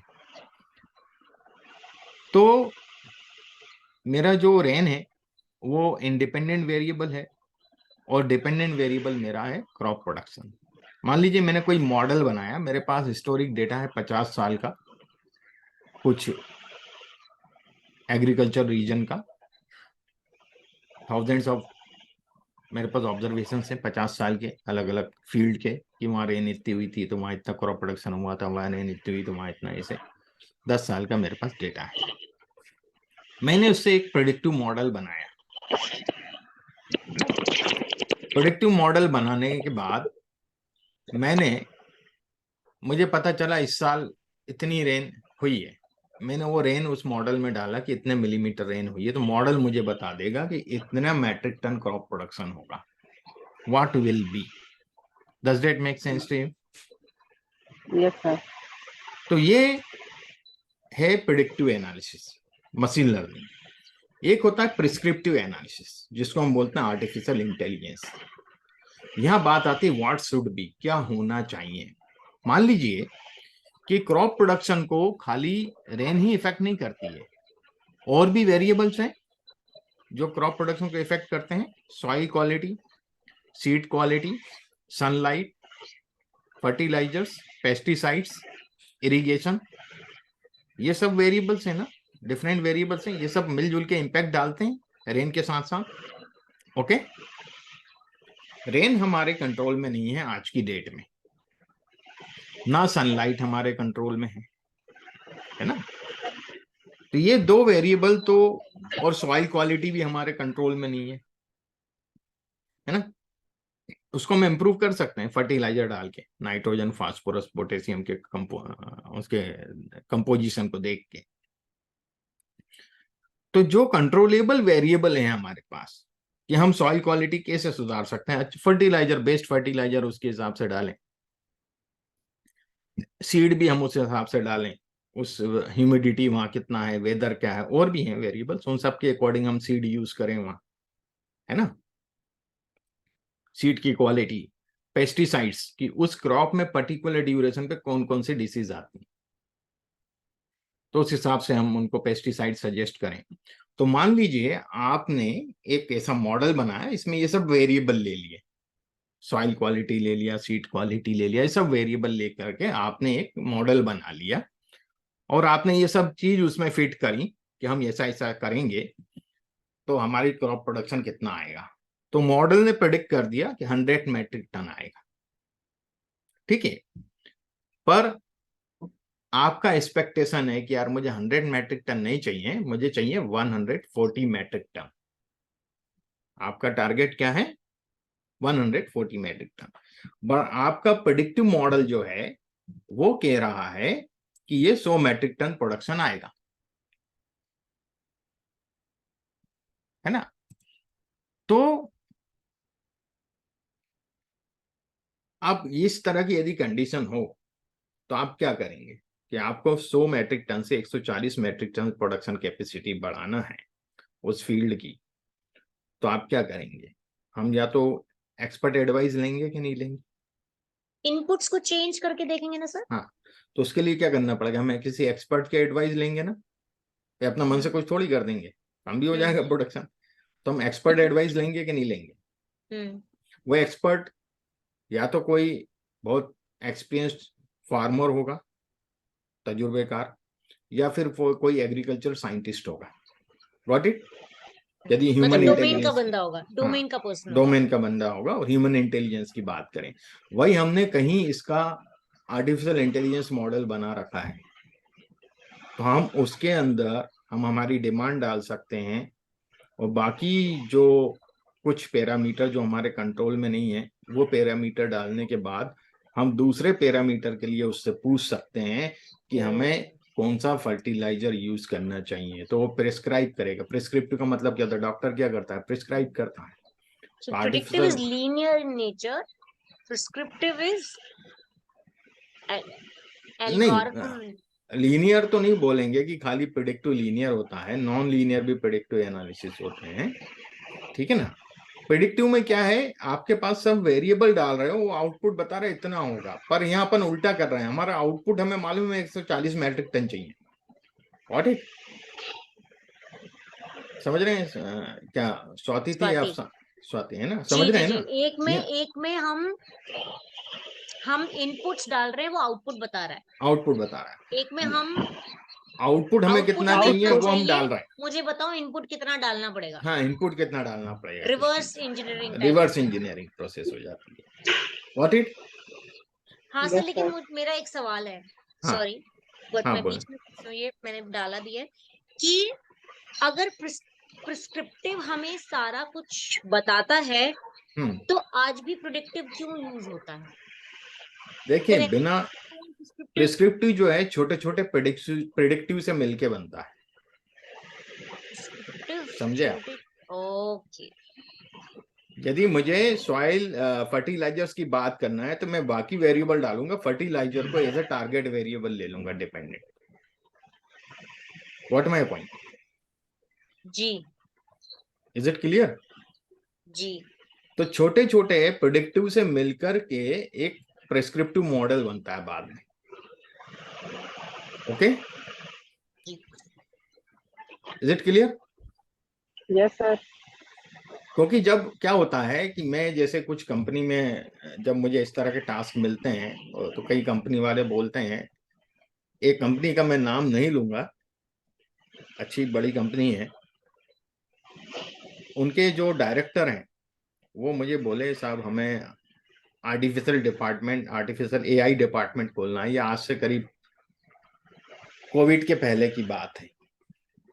तो मैंने कहा, साहब आर्टिफिशियल इंटेलिजेंस डिपार्टमेंट आपकी इस कंपनी में जो प्रोडक्ट बनाती है कॉस्मेटिक्स के, वहाँ क्या जरूरत है? वहाँ डेटा एनालिटिक्स का डिपार्टमेंट जरूर खुलेगा। आर्टिफिशियल इंटेलिजेंस का क्या मतलब है यहाँ, है ना? एआई लोगों को नहीं मालूम कि एआई क्या होता है। पहले जब मशीन लर्निंग मॉडल बनता है, उसको हम 2-3 साल उसको निकलने के बाद वो एआई में कन्वर्ट करते हैं, उसको डायरेक्ट नहीं हो जाता है। भाई बच्चा एकदम पैदा होते ही सीखते ही थोड़ी लेक्चरर बन जाएगा, प्रोफेसर बन जाएगा। व्हाट इट, है ना? Yes sir. तो प्रोफेसर जो है वो एआई है, और जो स्कॉलर हैं वो एमएल है। Is it clear? बिल्कुल। ये कंसेप्ट होता है। तो लोग इसी चीज को नहीं समझते, वो सोचते हैं डायरेक्ट एआई कभी नहीं बनता डायरेक्ट। मशीन लर्निंग इसलिए होता है कि वो मशीन सीखेगी तब तो वो एक्सपर्ट बनेगी ना बाद में। उसके कंपोनेंट्स मिल के प्रेडिक्टिव बनाते हैं, प्रिस्क्रिप्टिव बनाते हैं। हाँ, प्रिस्क्रिप्टिव बनाते हैं। टाइम लगता है, वो मॉडल में थोड़ा बहुत हेर फेर करना पड़ता है हमें प्रिस्क्रिप्टिव के लिए, पर वो लर्निंग तो वहीं से चलती है ना, प्रेडिक्टिव से। मशीन लर्निंग सीख तो वहीं रहा है ना भाई। आज आप मुझसे सीख रहे हैं, आप थोड़ी प्रैक्टिस करेंगे, थोड़ी थॉट प्रोसेस देंगे, तो हो सकता है कि 1-2 साल बाद आप लोगों को सिखा सकें, है ना? तो आप एमएल से क्या हो जाएंगे? एआई हो जाएंगे। एआई हो जाएंगे, है ना? तो यही चीज यहाँ होती है कि मतलब ऐसा नहीं कि आज ही सीखा, एकदम थॉट प्रोसेस तो देनी पड़ी। देखिए क्या होता है कि I am giving you, I have a knowledge, है ना? Yes sir. आप इंटरनेट पे देखते हैं तो आपको इंफॉर्मेशन मिलती है ना? बिल्कुल। मैं यहाँ जो आपको दे रहा हूँ, मैंने जो इंफॉर्मेशन को नॉलेज में कन्वर्ट किया थॉट प्रोसेस के द्वारा और अपने एक्सपीरियंस के द्वारा, वो मैं आपको डिलीवर कर रहा हूँ।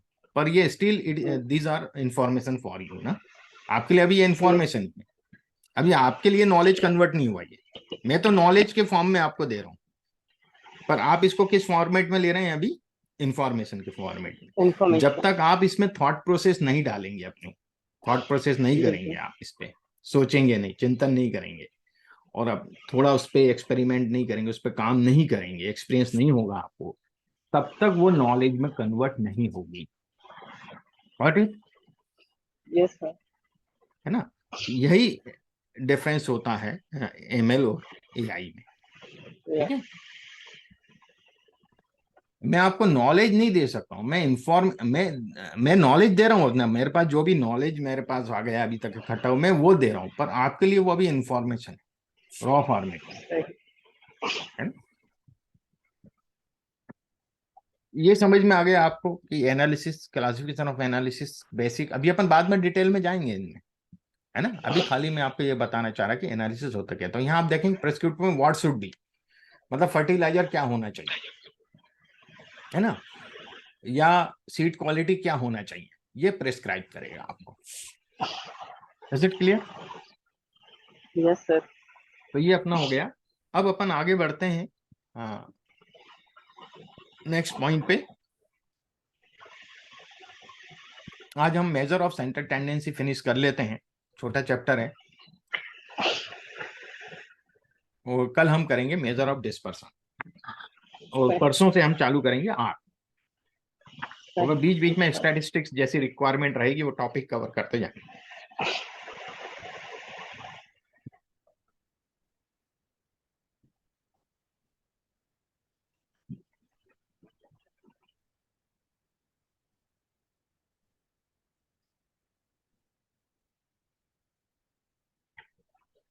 मेजर ऑफ सेंट्रल टेंडेंसी, देखिए मैं बहुत सिंपल वर्ड्स में आपको इसको डिफाइन करता हूं। मेजर ऑफ सेंट्रल टेंडेंसी का मीनिंग क्या होता है? किसी भी डेटा का सेंट्रल पॉइंट क्या है, उसको हम बोलते हैं सेंट्रल टेंडेंसी। डेटा की क्या है, उसका सेंट्रल पॉइंट कहाँ आ रहा है डेटा का, उसके लिए हम लोग इसका उपयोग करते हैं। ठीक है, तो किसी भी डेटा का सेंट्रल पॉइंट मालूम करने का जो मेन तरीका है वो है मीडियन। मीन भी नहीं है, मीडियन है मेन। मीडियन क्या करता है, मैं अभी आपको ये चीजें बताता हूं। पहले हम बात करते हैं यहाँ पे मीन की।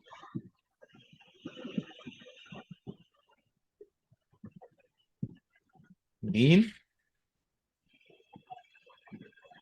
मीडियन और मोड। मीन जो है वो एग्रीगेट मेजर है। एग्रीगेट मेजर का मतलब है इसमें जितनी भी वैल्यू है सबको इंक्लूड करते हैं। जब मीन मेजर करते हैं तो सबका समेशन करते हैं ना, जो भी वैल्यू हमारे पास है सबको जोड़ते हैं, फिर टोटल काउंट से डिवाइड कर देते हैं। Okay, is it clear? Yes sir. Median जो है उसमें क्या करते हैं, हम डेटा को अरेंज करते हैं असेंडिंग डिसेंडिंग ऑर्डर में, और जो मिडिल वैल्यू होती है, सबसे बीच वाले टर्म की जो वैल्यू होती है वो मीडियन कहलाती है। तो that is the partition measure. Okay,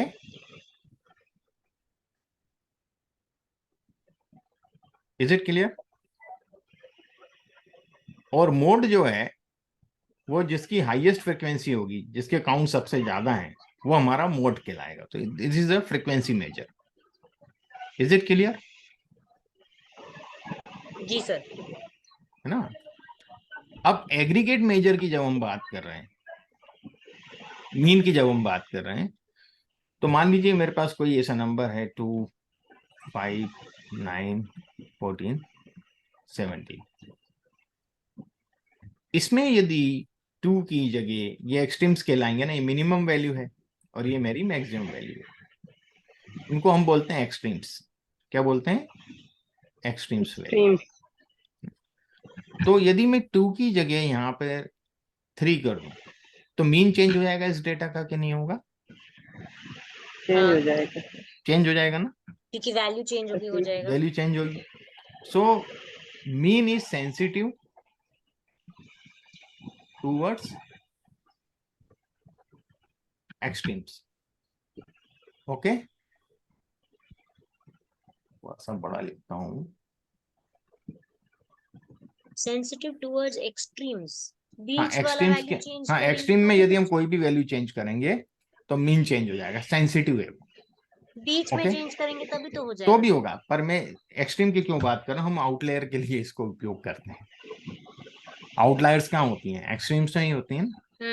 बिल्कुल। तो मान लो आपने एक मीन निकाला, फिर आपने Sensitive चेक किया towards यार इसमें outlier। आउटलायर है, उस आउटलायर को आपने हम्म, एडजस्ट किया।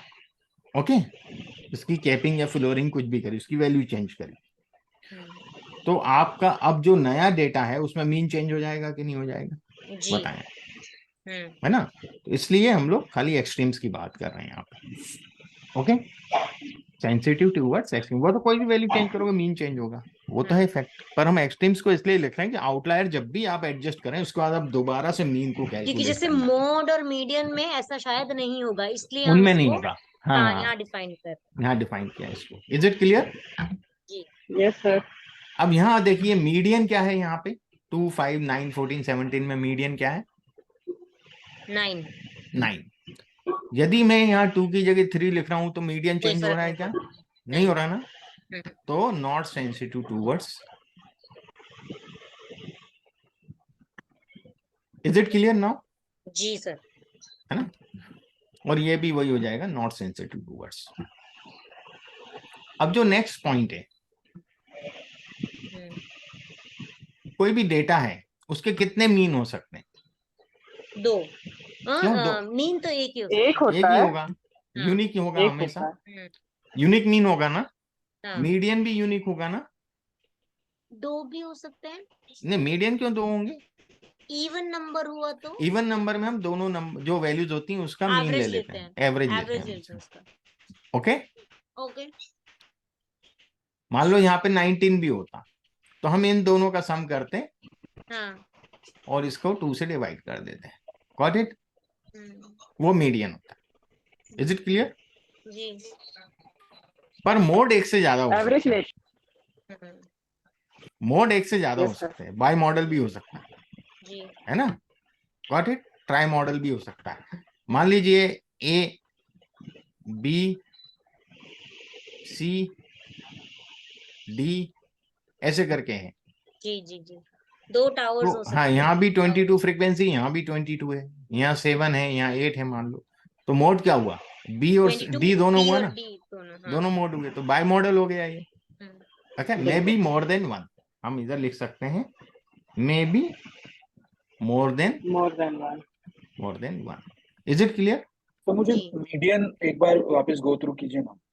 मीडियन, मीडियन की बात कर रहे जी हैं। जी हाँ, जी जी। ठीक है रियाज। मीडियन पार्टीशन मेजर है, हम डेटा को अरेंज करते हैं असेंडिंग डिसेंडिंग ऑर्डर में, फिर जो मिडिल वैल्यू होती है बीच वाले टर्म की, वो मीडियन Okay. कहलाती है। तो अगर समझो कि मिनिमम इसमें 2 एक्सट्रीम चेंज हो गए तो इसकी बीच की वैल्यू तो नहीं चेंज होगी, राइट? नहीं होगी ना, मीडियन का भी बट चेंज नहीं होगा। बट अगर वो बीच की वैल्यू से हम लोग इसको असेंडिंग डिसेंडिंग में कर रहे हैं हम्म, तो इसकी वैल्यू चेंज हो जाएगी, तो वो असेंडिंग डिसेंडिंग का ऑर्डर भी चेंज हो जाएगा। उससे भी फर्क नहीं पड़ेगा। आप चाहे असेंडिंग करके मीडियन निकालें, डिसेंडिंग करके मीडियन, मीडियन वैल्यू वही आएगी। अगर आप नंबर ऑफ इंसिडेंट्स चेंज कर दोगे तो मीडियन चेंज हो तो जाएगा। मीडियन चेंज होगा नंबर यदि ऑफ आप इंसिडेंट्स यहाँ पे सेम बढ़ा रहने दिया, चाहिए। यहाँ मैंने बढ़ा दिया ना, हम्म। यदि आप नंबर बढ़ा दोगे या कम कर दोगे तो मीडियन चेंज होगा, अदरवाइज आपके नंबर वही है, काउंट वही है, तो मीडियन चेंज नहीं होगा। आप एक्सट्रीम वैल्यू को सब्सटीट्यूट कर रहे हो ना किसी दूसरी वैल्यू से, ओके ओके ओके ओके। और वो भी करीब की वैल्यू से। ऐसा नहीं कि इस एक्सट्रीम वैल्यू को 2 को आप यहाँ पे 16 लिख दो। Got हाँ, it? मैं वही पूछ रहा था कि अगर समझो 2 की जगह पे 3 नहीं आता है, 16 17 आ जाए नहीं नहीं, वो नहीं। या एक्सट्रीम, एक्सट्रीम का मतलब यही होता है कि उसके पास इस वैल्यू के अंदर अंदर होना चाहिए वो, 5 Okay. से एबो, 5 से बिलो। यहाँ पर यदि 19 को चेंज करना है तो 17 से 17 below. 19 के बीच में कुछ होना चाहिए। Got it? तभी तो सेंसिटिव टूवर्ड्स एक्सट्रीम ही लिख रहे हैं हम यहाँ। Right. Okay, is it clear? Yes, sir. अब मैं Yes, sir. आपको बताता हूं कि मीन और मीडियन, मोड का तो कॉन्सेप्ट मैं बता ही चुका हूं कि मोड कब निकालना है ना? Yes, अब sir. कंफ्यूजन आ रहा था मीन और मीडियन में। देखिएगा, सबसे पहले हम डेटा के शेप को चेक करते हैं। शेप को चेक करने के लिए हम हिस्टोग्राम बनाते हैं। कंटिन्यूअस डेटा की बात कर रहा हूं अभी मैं। ओके, अपन को ये कंटिन्यूअस डेटा में ही जरूरत पड़ना है, बाकी तो ऑर्डिनल वगैरह डिस्क्रीट में सब में क्या हो रहा है, मोड की बात हो रही है। Got it? तो कंटिन्यूअस डेटा में यदि आप कोई हिस्टोग्राम बना रहे हैं, वो हिस्टोग्राम आपका ऐसा बन रहा है मान लीजिए, तो ये नॉर्मली डिस्ट्रीब्यूटेड कहलाएगा कि नहीं कहलाएगा? जी Yes, sir. ये normally distributed है ना? जब भी नॉर्मली डिस्ट्रीब्यूटेड होगा तो हम मीन को लेंगे, मीडियन नहीं लेंगे। ऐसा क्यों? क्योंकि नॉर्मल जब भी डिस्ट्रीब्यूशन होता है इवन है क्योंकि दोनों तरफ। तो मीन मीडियन मोड तीनों एक ही पॉइंट पे होता है। एब्सोल्यूट नॉर्मल की बात कर रहा हूं। एक सेकंड है, Just-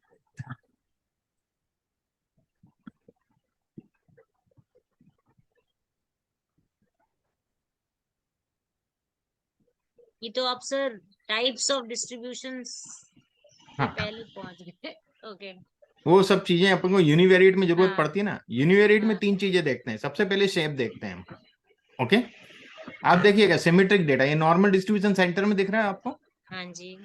ये normal distribution, normal distribution mean median mode पूरे सब सेंटर पॉइंट यहाँ होगा। एक्स एक्सिस पे वैल्यू है हमारी, ये वाई एक्सिस पे तो फ्रीक्वेंसी। Got it?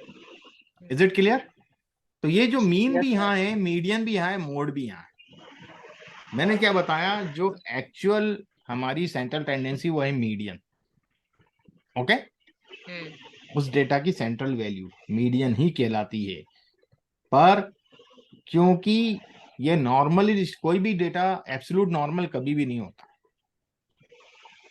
है ना रियल, उसमें थोड़ा रियल बहुत वर्ल्ड होता ही है ना, होता थोड़ा बहुत रेंज होता है नॉर्मल। इंसान, आप और मैं भी एब्सोल्यूट नॉर्मल नहीं है क्या? नहीं we are sir, in the कहाँ रेंज है? Of normality, Yes, sir. है ना? हम बिल्कुल। नॉर्मलिटी की रेंज में हैं, और हम थोड़े से आगे पीछे हो गए, डिप्रेशन में चले गए, ओवर वायलेंट हो गए, तो हम भी तो हम साइकिक हो क्यों जाए, हो जाएंगे। है ना? बिल्कुल ऐसे ही है। तो जब हम नॉर्मलिटी की रेंज होती है तो स्क्यूनेस के थ्रू हम नॉर्मलिटी चेक करते हैं कि डेटा कितना स्क्यू है और कितना नहीं है। एक स्टैटिस्टिक्स मेजर है स्क्यूनेस। तो स्क्यूनेस जो है, यदि -0.5 से +0.5 के बीच में है तो वो So, डेटा कहलाता skewness क्या होती है? है skewness.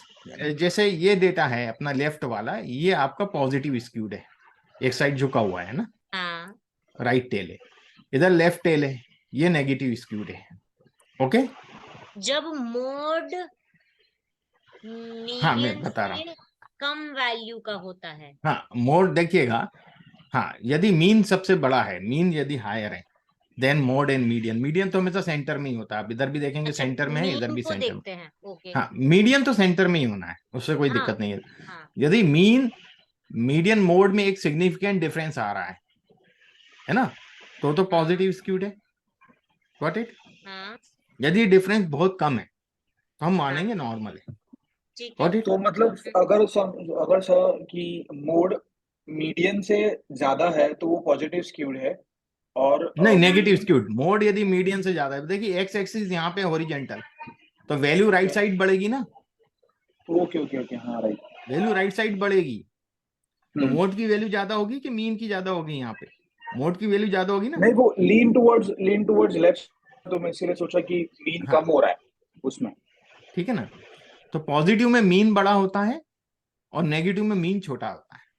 Got sir, it? Median से बड़ा होता है कि मोड से बड़ा होता है? दोनों से बड़ा है ना। यहाँ मीडियन तो हमेशा सेंटर में ही आएगा, मोड हमेशा कहाँ आएगा, जहां इसका सबसे हाईएस्ट टिप होता है ना कर्व का। Got it? वहां से जब हम वर्टिकल लाइन एक परपेंडिकुलर डालते हैं, वो मोड सर वैल्यू होता है। ऐसा, अच्छा। ये टिप वाली मोड वैल्यू हुई। मीडियन यहाँ हुआ, सर मीन अगर यहाँ हुआ। पहले मीडियन हो, फिर मीन हो, फिर मोड हो? ऐसा नहीं हो सकता, नॉट पॉसिबल, ऐसा हो गया ही नहीं कभी। Got it? वो Positive एनोमॉलीज नहीं, होगी, डेटा mathematical डेटा की problem एनोमॉलीज है। होगी, वो ये मैथमेटिकली पॉसिबल नहीं है कि पॉसिबल मीडियन नहीं है, वो डेटा में एनोमॉलीज होगी, वो डेटा में कोई भी डिस्ट्रीब्यूशन शो नहीं करेगा proper. Got it? Is it clear? Repeat करें इसको। देखिएगा, नॉर्मली डिस्ट्रीब्यूटेड में तीनों इक्वल होते हैं, मीन मीडियन मोड, सही। ओके। पर मैंने बताया रियल वर्ल्ड में ऐसा नहीं होता है। तो मीन मीडियन मोड यदि आपके पास तीनों वैल्यू है, तीनों में बहुत कम डिफरेंस आ रहा है, तो आप उसको मानेंगे नॉर्मली डिस्ट्रीब्यूटेड डेटा, यदि ऑब्जर्वेशन ऑफ डेटा से आप ऑब्जर्वेशन ऑफ स्टैटिस्टिक्स से आप चेक कर रहे हैं। अदरवाइज आप स्क्यूनेस ले लें, एक तो फिगर से ही समझ में आ जाएगा, फिगर से नहीं आप बिल्कुल। फिगर आपको थोड़ा डाउटफुल हो रहा है तो आप स्क्यूनेस मेजरमेंट है वो निकालेंगे। वो अब ये अपन देखेंगे आर में कैसे निकालते हैं, बहुत सिंपल है। स्क्यू लिख के और उसमें वेरिएबल डाल देते हैं, उसकी स्क्यूनेस बता देता है। तो -0.5 वैल्यू याद रखिएगा, -0.5, 0.05 नहीं है, 0.5 है यहाँ, व्हाट इट, और +0.5 इनके बीच में यदि कहीं आ रही है स्क्यूनेस तो वो नॉर्मली डिस्ट्रीब्यूटेड डेटा कहलाएगा, व्हाट इट। और जब भी नॉर्मली डिस्ट्रीब्यूटेड डेटा होगा तो हम मीन को कंसीडर करेंगे सेंट्रल टेंडेंसी के लिए, मीडियन को नहीं करेंगे। Got my point? Is it clear? जी सर। है ना? हाँ, यदि स्क्यूड डेटा होगा या पॉजिटिव हो चाहे नेगेटिव हो तो हमेशा मीडियन निकालेंगे हम, मीन कंसीडर नहीं करेंगे कभी भी। Is it clear? अगर स्क्यूनेस इस रेंज से बाहर है, बाहर है मतलब 0.5 से बड़ा है मीडियन यूज या करेंगे। -0.5 से छोटा है तो हम मीडियन को कंसीडर करेंगे, मीन को कंसीडर नहीं करेंगे। Is it clear? जी। मीन का नो सर। हाँ बोले, हाँ अफसान बोले। सर ये -0.5 से +0.5 है। हाँ, -0.5 से +0.5 के बीच में होगा तो नॉर्मल है नॉर्मल है, ठीक है ना? यदि मान लीजिए मैं कोई डेटा दे रहा हूं, उसकी स्क्यूनेस जो है -0.25 है, ठीक है। -0.25, तो वो क्या हुआ, नॉर्मल हुआ क्या? 0.5 से रेंज में है। नेगेटिव स्क्यू होगा वो सर। नहीं, हाँ, कितना? नेगेटिव स्क्यूड होगा हम्म, भाई। 0.5 -0.5 0.5 के बीच में नहीं आ रहा ना वो। -2। Is it clear Afsan? -0.5 जी से छोटा हो गया ना वो, लेफ्ट साइड चला गया ना, बिल्कुल तो वो बिल्कुल नेगेटिव स्क्यूड, माइनस लगाए तो नेगेटिव है ही, वहां तो स्क्यूनेस में तो प्लस माइनस साइन देता ही है वो, व्हाट इट। तो is it clear skewness now? Calculate कैसे करते हैं? बहुत सिंपल है, स्क्यूनेस के लिए हमें खाली आर के अंदर देखना, फॉर्मूले भी मैं आपको बताऊंगा पर हमें कैलकुलेट नहीं करना है। अच्छा, नहीं ओके, मतलब पता हो तो अच्छा हाँ होता। वो मैं बताऊंगा, आगे डिटेल में आएंगे ना अपन, अभी तो खाली अपन समझ रहे हैं कि हाँ कहाँ मीन यूज करना है, कहाँ मीडियन यूज करना है, अपन के भी वो बात हो रही है। जी। अपन बहुत डीप में जाएंगे, मैं एकदम से गोता लगाऊंगा ना, आप लोग हाफ के बाहर आ जाओगे और तालाब छोड़ के ही भाग जाओगे क्या? नहीं नहीं, हमने नहीं भागना सर। तो इसलिए धीरे धीरे हम जाएंगे डीप में। पकड़ेंगे जी सर। हाँ, है ना? चलो, समझ में आ रहा है ना अभी तक? तो जी। तो अब बिल्कुल मीन सर। मीडियन का तो आपको कंसेप्ट समझ में आ गया, मीन कब यूज करना है, मीडियन कब यूज करना है। जी। अब बिल्कुल। इसको लिए क्या करते हैं हम लोग, बनाते हैं हिस्टोग्राम, है ना? हमें चलो स्क्यूनेस भी नहीं मेजर कर रहा है, मैंने हिस्टोग्राम बनाया, हिस्टोग्राम ऐसा बना तो नॉर्मल है तो मैं मीन ले लूंगा। यदि मेरा हिस्टोग्राम ऐसा बनता है, मान लो ये क्या हुआ, पॉजिटिव हुआ नेगेटिव हुआ, ध्यान से। नेगेटिव हुआ सर। राइट साइड पे नेगेटिव है। नेगेटिव हुआ, करेक्ट, ऐसा जा रहा है ना, हाँ। टेल इस तरफ। यदि ये इस प्रकार से होता,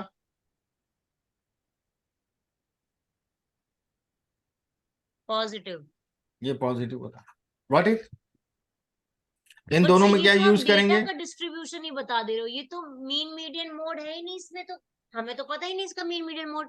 ये तो नॉर्मली मतलब नॉर्मली नहीं, ये तो आप डेटा को रिप्रेजेंट कर दे रहे हो, तो हम तो वही तो उसकी पता कर लेते हैं, यही तो करना पड़ता है, विजुअलाइजेशन से हम लोग डिसाइड कर लेते हैं कि इसमें मीन और लेना, आर आगे में मीडियन सर, लेना, मोड लेना। ये हिस्टोग्राम से मीन मीडियन मोड भी तो निकल जाएगा ना, तो हम लोगों को नंबर्स देख के भी तो पता चल सकता है कि ये नेगेटिव हाँ, है या आप पॉजिटिव है। सिंटेक्स लिख करके आप यदि उसके स्टैटिस्टिक्स लोगे, डिस्क्रिप्टिव समरी लोगे हाँ। जब आर में, तो आपको सब वैल्यू मिल जाएंगी, मीन मीडियन मोड सब मिल जाएगा, आपको स्क्यूनेस तो भी वो मिल जाएगा। मैथमेटिकल वैल्यूज भी मिल जाएंगी कि वो हाँ क्यूनेस कितना है एंड एवरीथिंग। हाँ वो तो डेटा लोड करने के टाइम पे ही पता चल जाएगा, जैसे सास में हाँ। होता है। अपन यूनिवेरिएट एनालिसिस क्यों करते हैं?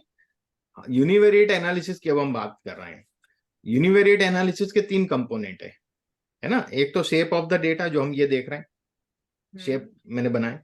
दूसरा है मेजर ऑफ सेंट्रल टेंडेंसी, और तीसरा है major of dispersion. Univariate analysis हम हर इंडिविजुअल वेरिएबल के नेचर एंड बिहेवियर को समझने की कोशिश करते हैं, उसका नेचर कैसा है। Got it? Is it clear? जी सर। Yes sir. वो डेटा कितना इंफॉर्मेटिव है, वो वेरिएबल कितना इंफॉर्मेटिव है, कितना स्किलफुल है, हमें उसको लेके चलना है या नहीं चलना है। Got it?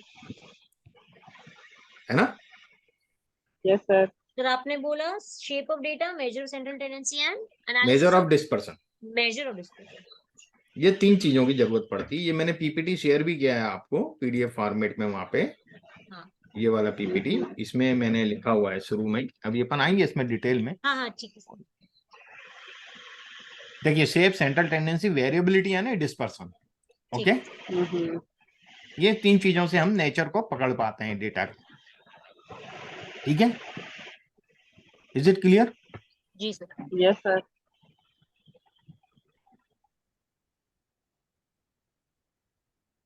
तो आज क्या बात है, लोग चले गए क्या इसमें से?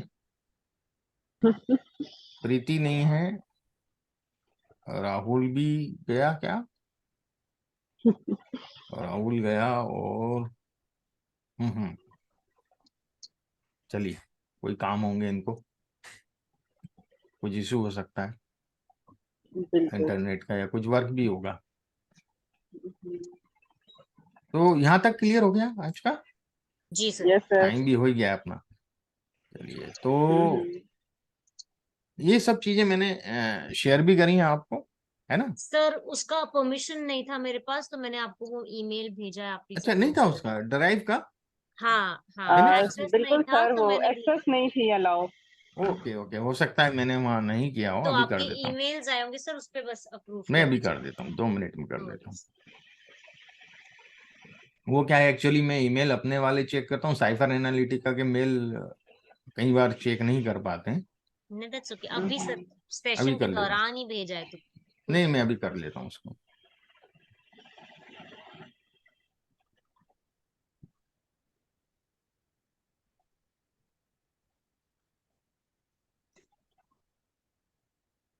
एक सेकंड।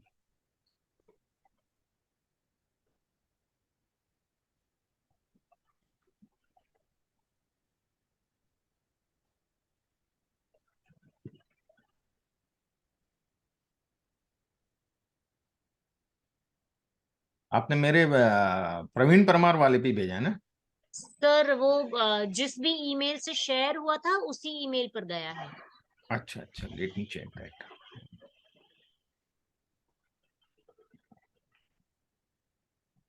8:30 बजे के, 7:30 हाँ बजे हाँ, के मिल बाद गया आया मिल होगा गया, सर। मुझे आ गया। हाँ जी सर।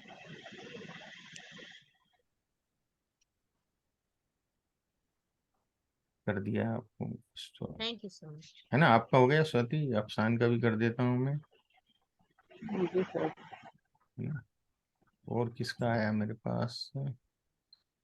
आ गया सर, थैंक यू सो आ गया मच। ना? ठीक है, मैंने जी दोनों का। बाकी ने अभी मोहम्मद रियाज का भी आया हुआ है, उसका भी कर दिया मैंने, पता आ नहीं क्यों गया ऐसा। Sir, thank you. हाँ, है ना?